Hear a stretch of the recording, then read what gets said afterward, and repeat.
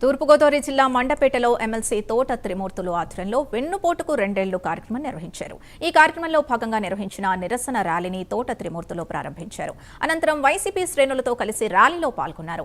మండపేటలోని YCP కార్యాలయం నుంచి మండల రెవెన్యూ కార్యాలయం వరకు ర్యాలీ సాగింది. ఈ సందర్భంగా కూటమి ప్రభుత్వ 2 ఏళ్ల పరిపాలన పూర్తి వైఫల్యం చెందిందని, ఎన్నికల్లో ఇచ్చిన హామీలు చేయలేదని తోట త్రిమూర్తులు మండిపడ్డారు. నాయకత్వంలో ఈ రాష్ట్రం ఏ విధంగా భ్రష్టు పట్టింది అనేటువంటిది తెలియపరచడానికి ఈ రోజుకి చంద్రబాబు నాయుడు పరిపాలన వచ్చి 2 సంవత్సరాలు అవుతున్న సందర్భంగా ప్రజలకి వెన్నుపోటు దినోత్సవంగా ఈ రోజుని ఈ కార్యక్రమాన్ని జగన్మోహన్ రెడ్డి గారు తీసుకున్నారనేటువంటిది సందర్భంగా మీకు అందరికీ మనవి చేస్తున్నా.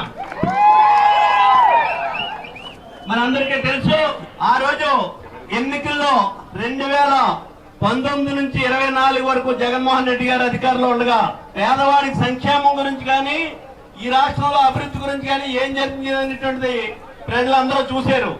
ఆ 5 సంవత్సరాల్లో 2 సంవత్సరాలు భయంకరమైనటువంటి కోవిడ్ వచ్చి రాష్ట్రానికి రావాల్సినటువంటి ఆదాయం